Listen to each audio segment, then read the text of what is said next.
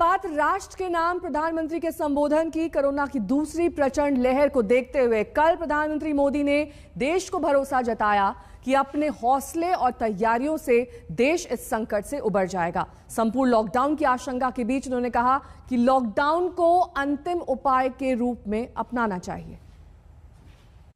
साथियों, आज की स्थिति में हमें देश को लॉकडाउन से बचाना है। मैं राज्यों से भी अनुरोध करूंगा कि वो लॉकडाउन को अंतिम विकल्प के रूप में ही इस्तेमाल करें। लॉकडाउन से बचने की भरपूर कोशिश करनी है। कोरोना संकट में देश के अनेक हिस्से में ऑक्सीजन की डिमांड बहुत ज्यादा बढ़ी है। इस विषय पर तेजी से और पूरी संवेदनशीलता के साथ काम किया जा रहा है। केंद्र सरकार, राज्य सरकारें, प्राइवेट सेक्टर सभी की पूरी कोशिश है कि हर जरूरतमंद को ऑक्सीजन मिले।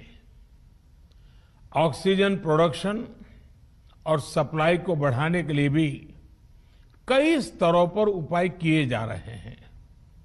राज्यों में नए ऑक्सीजन प्लांट्स हो, 1 लाख नए सिलेंडर पहुंचाने हो, औद्योगिक इकाइयों में इस्तेमाल हो रही ऑक्सीजन का मेडिकल इस्तेमाल हो, ऑक्सीजन रेल हो, हर प्रयास किया जा रहा है। मेरे बाल मित्र, घर में ऐसा माहौल बनाइए कि बिना काम, बिना कारण घर के लोग घर से बाहर न निकले। आपकी जीत बहुत बड़ा परिणाम ला सकती है। प्रचार माध्यमों से भी मेरी प्रार्थना है कि ऐसे संकट की घड़ी में वो लोगों को सतर्क और जागरूक करने के लिए जो प्रयास कर रहे हैं उसे और बढ़ाएं। कोरोना के खिलाफ जंग जीतने के लिए अनुशासन भी, उसकी भी उतनी ही जरूरत है। जब जरूरी हो तभी बाहर निकले। कोविड अनुशासन का पूरा पालन करें। आज हमारे पास बड़ी मात्रा में पीपीई किट्स हैं, लैब्स का बड़ा नेटवर्क है और हम लोग टेस्टिंग की सुविधा को निरंतर बढ़ा रहे हैं। साथियों, देश ने कोरोना के खिलाफ अब तक बहुत मजबूती से और बहुत धैर्य से लड़ाई लड़ी है। इसका श्रेय आप सभी को, सभी देशवासियों को ही जाता है। अनुशासन और धैर्य के साथ कोरोना से लड़ते हुए आप देश को यहां तक लाए हैं। मुझे विश्वास है जन भागीदारी की ताकत से हम कोरोना के इस तूफान को भी परास्त कर पाएंगे। आज हम अपने चारों ओर देख रहे हैं कि कैसे कई लोग, कई सामाजिक संस्थाएं जरूरतमंदों तक मदद पहुंचाने में दिन रात जुटे हैं। दवाई पहुंचाना हो, खाने या रहने की व्यवस्था करनी हो, लोग पूरे मनोयोग के साथ काम कर रहे हैं। मैं इन सभी के सेवा भाव को आदरपूर्वक नमन करता हूं और देशवासियों से अपील करता हूं कि अधिक से अधिक मात्रा में इस संकट की घड़ी में देशवासी आगे आएं और जरूरतमंदों तक मदद पहुंचाएं। मेरा राज्य प्रशासन से आग्रह है कि वो श्रमिकों का भरोसा जगाए रखे। उनसे आग्रह करें कि वो जहां है वहीं रहे। राज्यों द्वारा दिया गया ये भरोसा उनकी बहुत मदद करेगा कि वो जिस शहर में हैं वहीं पर अगले कुछ दिनों में वैक्सीन भी लगेगी और उनका काम भी बंद नहीं होगा।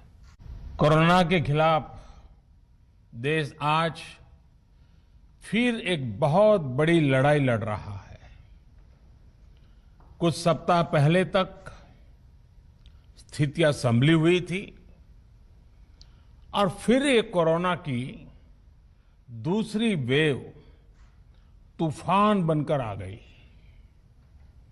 जो पीड़ा आपने सही है, जो पीड़ा आप सह रहे हैं, उसका मुझे पूरा एहसास है। जिन लोगों ने बीते दिनों में अपनों को खोया है, मैं सभी देशवासियों की तरफ से उनके प्रति संवेदनाएं व्यक्त करता हूं। मैं आपके दुख में शामिल हूं।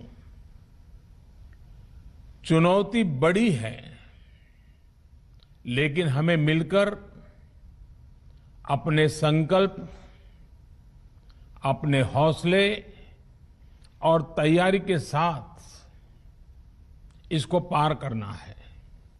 मेरा आप सभी से यही आग्रह है। मैं आपको फिर ये भरोसा देता हूं, आपके इस साहस, धैर्य और अनुशासन के साथ जुड़कर आज जो परिस्थितियां हैं, उन्हें बदलने में देश कोई कोर कसर नहीं छोड़ेगा। कठिन से कठिन समय में भी हमें धैर्य नहीं खोना चाहिए। किसी भी परिस्थिति से निपटने के लिए हम सही निर्णय लें, सही दिशा में प्रयास करें, तभी हम विजय हासिल कर सकते हैं। माइक्रो कंटेनमेंट जोन पर ही ध्यान केंद्रित करना है।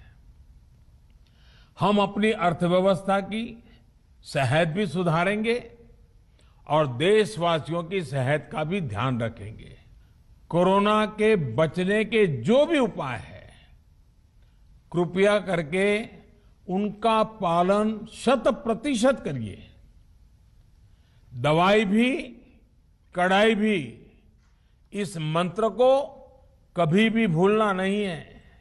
इस बार जैसे ही कोरोना के केस बढ़े, देश के फार्मा सेक्टर ने दवाइयों का उत्पादन और बढ़ा दिया है। आज जनवरी-फरवरी की तुलना में देश में कई गुना ज्यादा दवाइयों का प्रोडक्शन हो रहा है। इसे अभी और तेज किया जा रहा है। मेरी देश की फार्मा इंडस्ट्री के बड़े जो प्रमुख लोग हैं, उसके जो एक्सपर्ट लोग हैं, उनसे बहुत लंबी चर्चा हुई है। प्रोडक्शन बढ़ाने के लिए हर तरीके से दवाई कंपनियां की मदद ली जा रही है। हम सौभाग्यशाली हैं कि हमारे देश के पास इतना बड़ा मजबूत फार्मा सेक्टर है, जो बहुत अच्छी और तेजी से दवाइयां बनाता है। इसके साथ ही अस्पतालों में बेड की संख्या को बढ़ाने का भी काम तेजी से चल रहा है। कुछ शहरों में ज्यादा डिमांड को देखते हुए विशेष और विशाल कोविड हॉस्पिटल बनाए जा रहे हैं।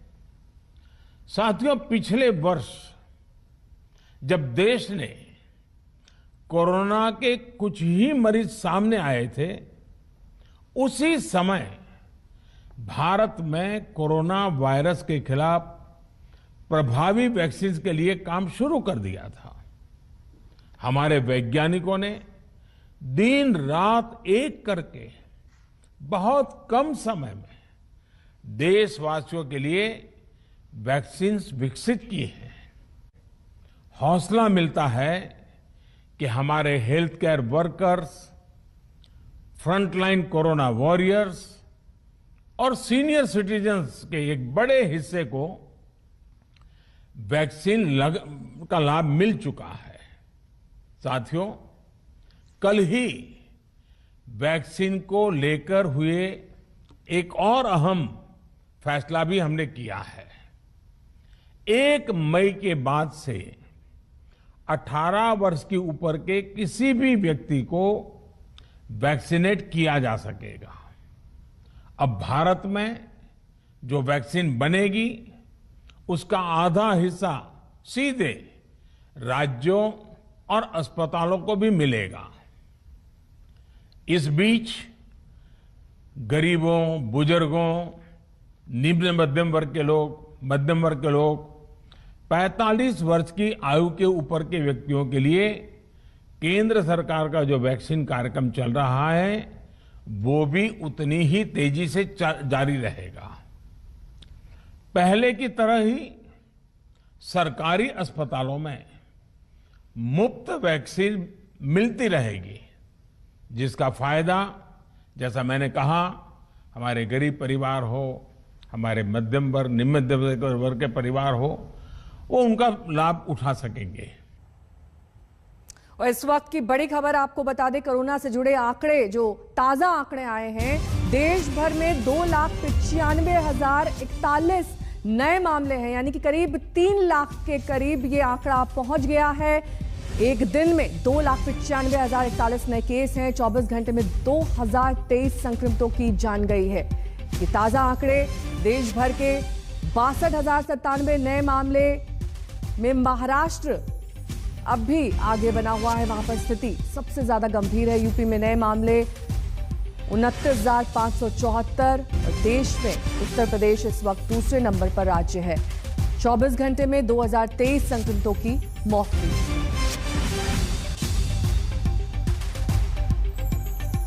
तीन लाख के करीब पहुंचता आंकड़ा नए मरीजों का देश भर में 24 घंटे में संक्रमितों की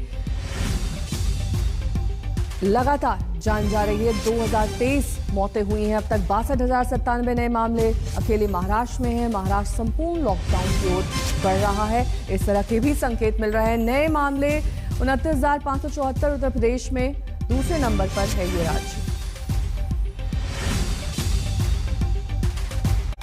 रुकेंगे यहां एक छोटे से ब्रेक के लिए, फौरन होंगे हाजिर कुछ और खबरों के साथ। देखते रहिए आज तक।